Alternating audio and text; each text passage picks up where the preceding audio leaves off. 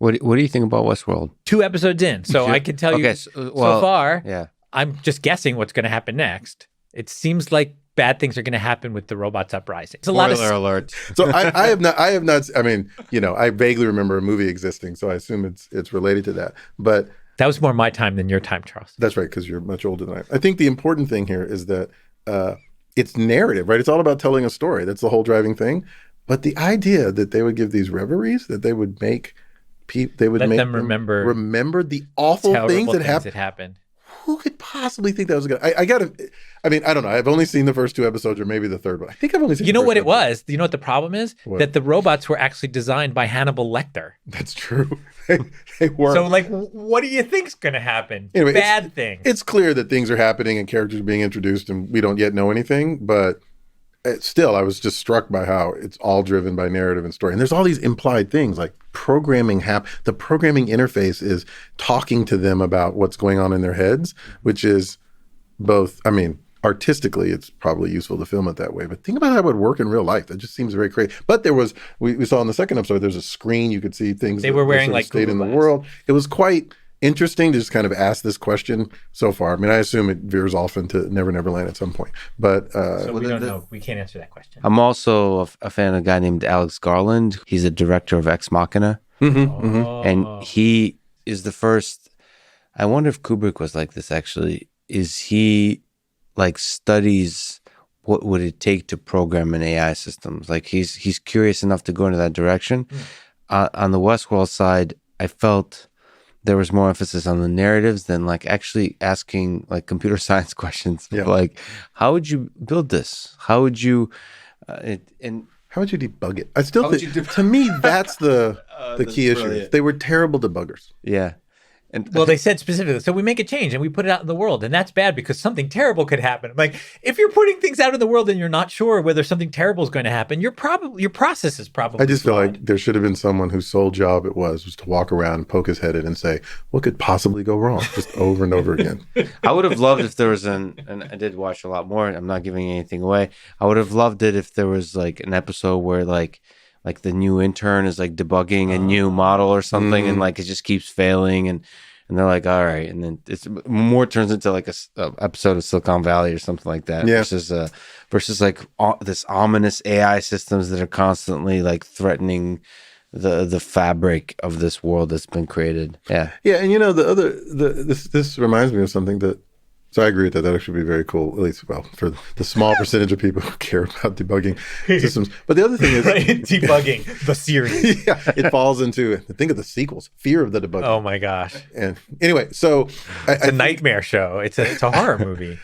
I think that's where we lose people, by the way, early on, is the people who either figure out debugging or think debugging is terrible. This is where we lose people in computer science. This is part of the struggle versus suffering, right? You get through it and you kind of get the skills of it, or you just this is dumb and this is a dumb way to do anything. And I think that's when we lose people. But I'll leave it at that. But I think that there's something really, really neat about framing it that way. But what I don't like about all of these things, and I loved Ex Machina, by the way, although the ending was very depressing. One of the things after talking to Alex about, he says that the thing that nobody noticed, he put in is at the end, spoiler alert, the robot turns and looks at the camera and smiles briefly, and to him, he thought that his definition of passing the general version of the Turing test, or the consciousness test, is smiling for no one. Oh, not it's like the Chinese room kind of experiment. It's not always trying to act for others, right? But just on your own, being able to have a relationship with the actual experience and just take it in. I don't know. He said nobody noticed. The magic of it. I have this vague feeling that I remember the smile, but now you just put the memory in my head, so probably not. But I do think that's interesting. Although by looking at the camera, you are smiling for the audience, right? You're breaking the fourth wall. It seems.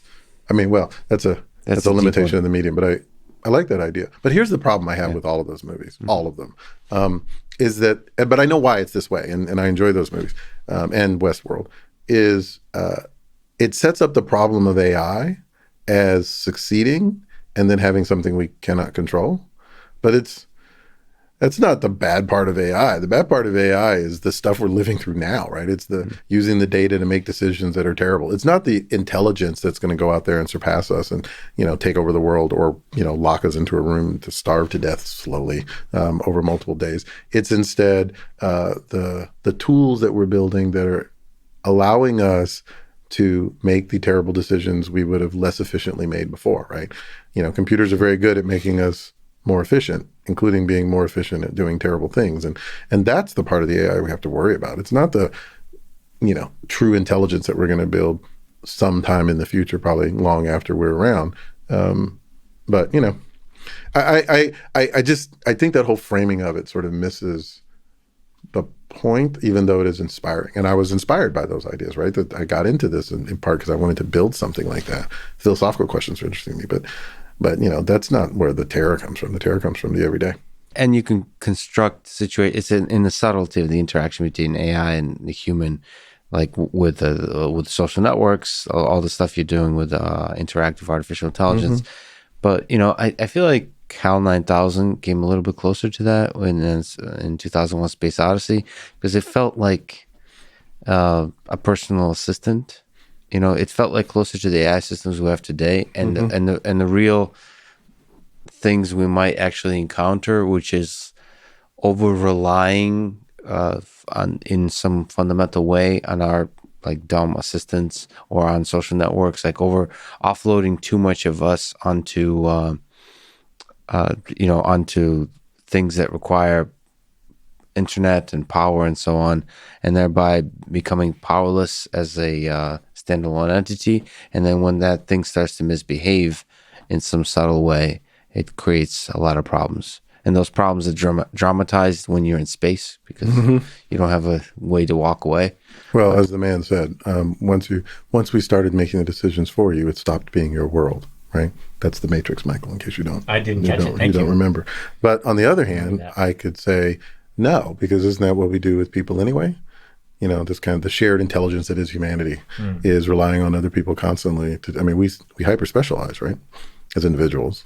We're still generally intelligent. We make our own decisions in a lot of ways, but we leave most of this up to other people, and that's perfectly fine. And by the way, everyone doesn't necessarily share our goals. Sometimes they seem to be quite against us. Sometimes we make decisions that others would see as against our own interests, and yet we somehow manage to survive. I'm not entirely sure why an AI would actually make that worse or even different, really.